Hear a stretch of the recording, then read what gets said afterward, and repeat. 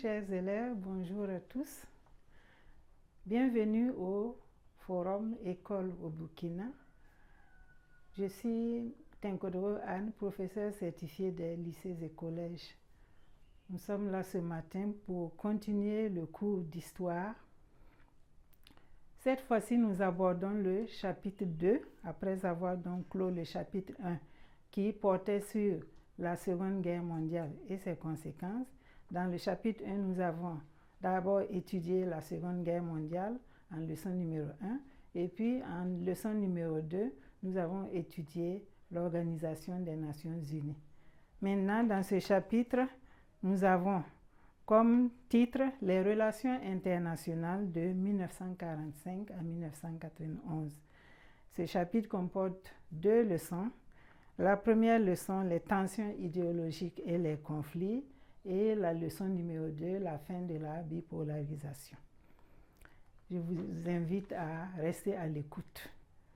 Donc nous passons au chapitre 2, les relations internationales de 1945 à 1991. Et comme première leçon, les tensions idéologiques et les conflits. Chapitre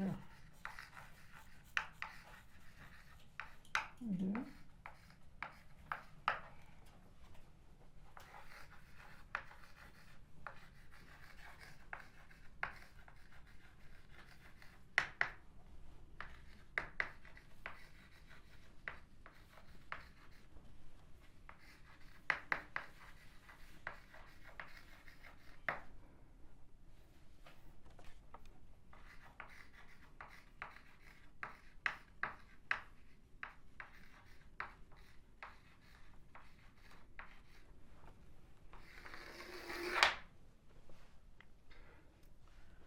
Leçon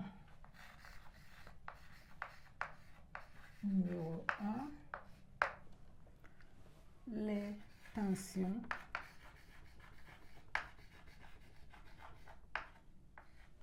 idéologiques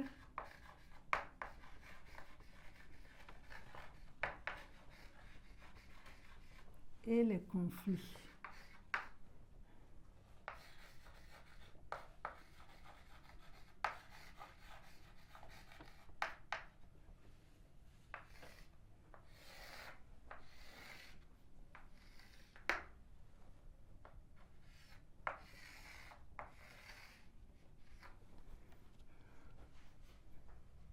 Introduction.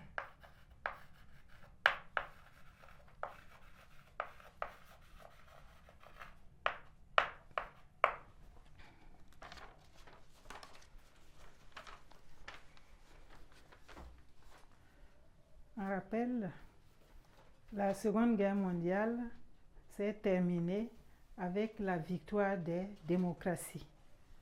Et ces démocraties, ce sont la France, les États-Unis d'Amérique, le Royaume-Uni, qui sont des démocraties libérales, et de l'autre côté, nous avons l'URSS, qui est une démocratie populaire. Donc, ces deux, les États-Unis, la France, le Royaume-Uni et l'URSS, s'étaient unis au cours de la Seconde Guerre mondiale pour lutter contre les puissances fascistes. Cette union, qu'on a baptisée la Grande Alliance, ne va pas résister après la Seconde Guerre mondiale. Parce qu'après cette Seconde Guerre mondiale, chaque idéologie va vouloir dominer l'autre. Et nous allons entrer à la fin de la Seconde Guerre mondiale et à partir de 1947 dans une période de tension et de conflit, baptisée période de la guerre froide.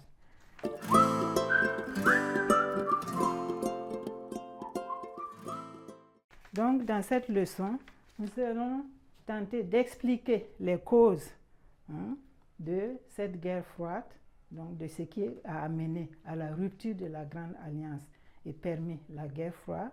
Et nous allons étudier aussi les étapes de cette guerre froide. Voilà ce que nous allons étudier dans cette leçon. Et cette leçon comporte plusieurs objectifs. Il y en a jusqu'à 5.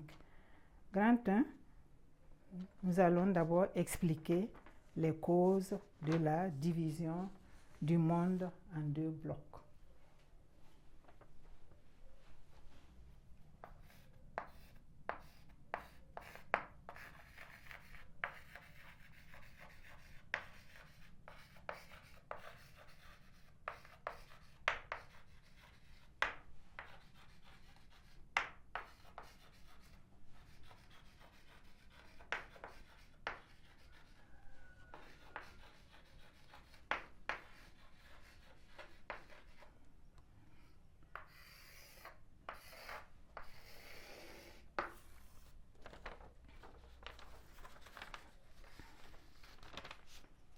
Il y a plusieurs causes qui expliquent cette division du monde en 2 blocs.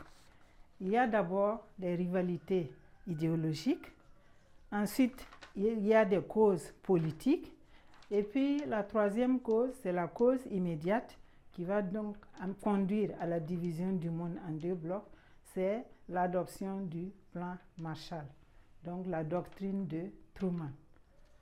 Petit 1.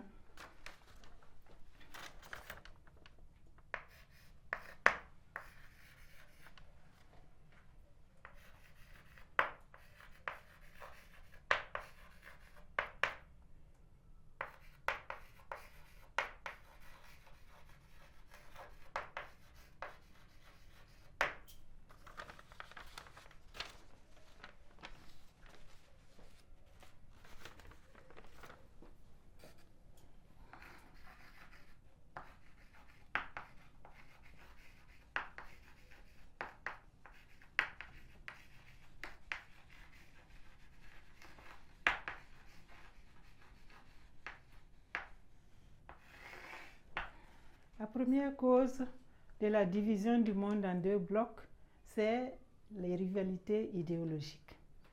Les États-Unis d'Amérique et les pays de l'Europe de l'Ouest, comme par exemple la France, le Royaume-Uni, la Belgique, etc., sont des pays traditionnellement libéraux. Donc c'est le libéralisme qui est leur idéologie politique. Par contre, l'URSS, depuis sa création en 1922, est le bastion du communisme dans le monde. Et donc ces 2 idéologies sont opposées. Ils s'étaient unis au cours de la Deuxième Guerre mondiale pour un objectif commun, c'était la lutte contre le fascisme. Maintenant, chaque idéologie veut prendre le dessus sur l'autre.